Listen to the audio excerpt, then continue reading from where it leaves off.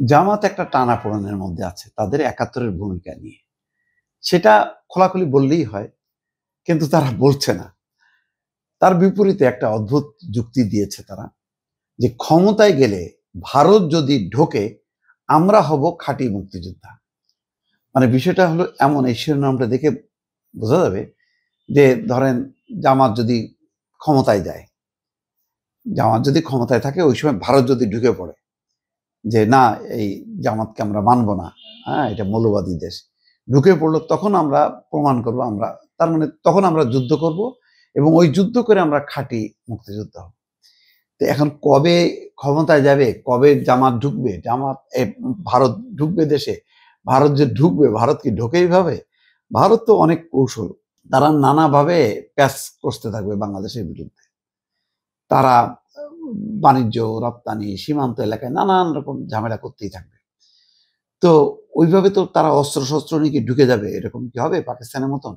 ওইরকম হবে না। তো সেটার জন্য অপেক্ষা করতে হবে, এটা অনেকটা চাইল্ডিশ। তিনি বলছেন যে ৭১ নিয়ে মানে অপবাদ ছড়ানো হয়। কি অপবাদ ছড়ানো হয়? তাহলে অন্যদের বক্তব্যটা কি মিথ্যা?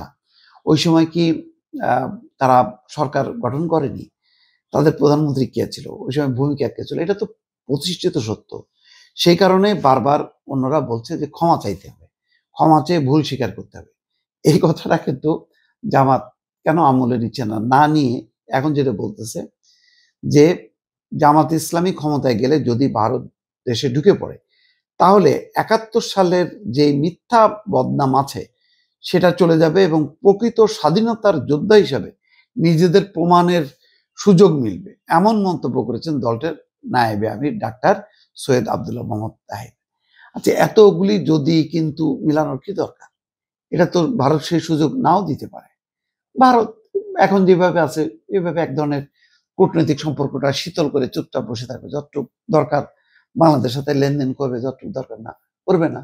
আর ভেতরে ভেতরে তারা অন্য শক্তিকে মদত দেওয়ার চেষ্টা করবে, কিন্তু সরাসরি যুদ্ধ করবে এরকম কি অবস্থা আছে? এরকম করলেও কি মানে বাংলাদেশ সুবিধা করতে পারবে ভারতের বিরুদ্ধে? তাহলে মুক্তিযোদ্ধা, এইরকম মুক্তিযোদ্ধা মানে প্রমাণ করে লাভ কি? এটা আমার ধারণা যে ওই ৭১-কে নিয়ে যে বিতর্ক এবং বারবার নানা জনের বক্তব্যের প্রেক্ষিতে অনেকটা অস্থিরতা, সেটার কাউন্টার হিসেবে একটা তারা যুক্তি দাঁড় করালো, কিন্তু আমার ধারণা যে এটা খুব একটা ভালো যুক্তি না।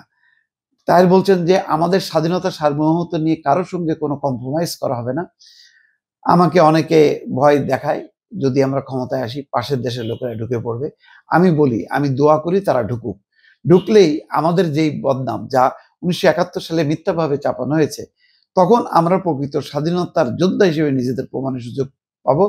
কমপক্ষে ৫০ লাখ যুবক ভারতের বিরুদ্ধে স্বাধীনতার যুদ্ধ করবে।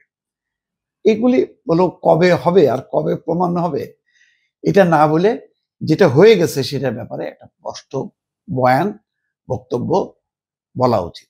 যদি ভুল স্বীকার করতে হয় ভুল স্বীকার করা, ক্ষমা চাইতে হয় ক্ষমা চাওয়া উচিত। এটা হলে তো কোনো মানে বরং ভোট বাড়বে, তাদের যে বদনাম ছিল বদনামটা দূর হবে।